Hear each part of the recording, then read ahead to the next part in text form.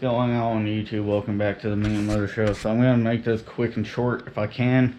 I'm going to try to keep it around 2 minutes or less if I can. I'm not making any promises, and don't get mad if it goes over 2 minutes, but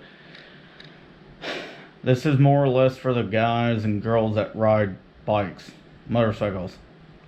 Have you ever noticed that for every type of motorcycle out there, there's always different kinds of riders for each one of those bikes?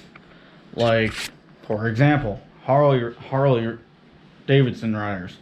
You got the guys that are just out there just cruising, doing their thing, you know, they're real nice, and you got the guys that are like complete assholes, and you got the Harley Davidson lifestyle fuckers like, oh, if you ain't riding a Harley, then you ain't riding a bike, and Harley is the only bike on the planet, and there's all the other bikes are just pieces of shit and toys and whatever. Right? And then you got the sport bike guys. You got some that are cool as fuck, you know, chill, and they're like, yeah, whatever. And you got some that are complete assholes. And you got dirt bike riders.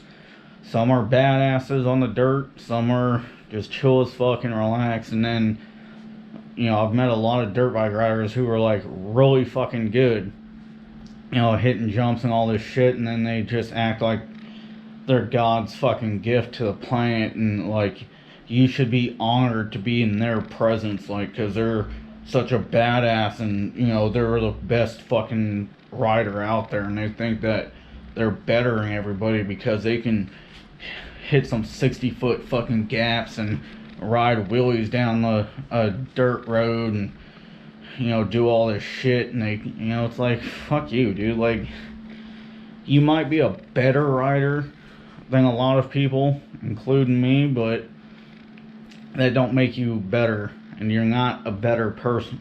You're not a better person than anybody just because you can ride better or ride different than anybody else. Bikers just need to be bikers, and we just gotta do our thing, and we need to encourage other people to start getting on the riding, and we need to encourage other riders to help better them. Okay?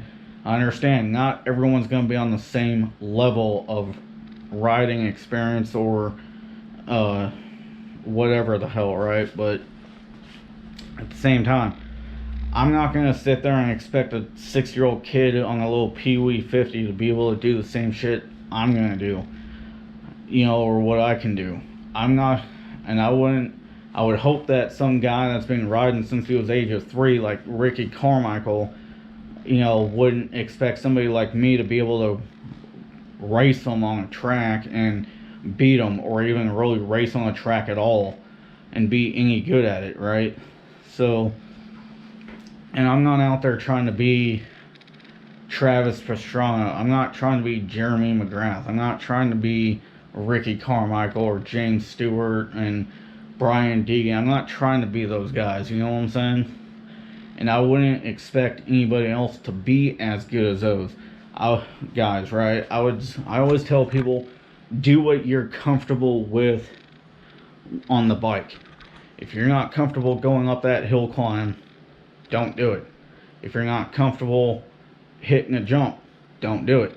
If you are comfortable enough to try to jump, I'm like, alright, cool. Start hitting some little booters. You know, do like little 5-10 foot jumps or whatever, you know, and start going up from there. You know, you got to encourage people, and you got to have their backs, man. You don't put people down for, anyways, yeah. I'll catch you guys on the flip side. Deuces, y'all.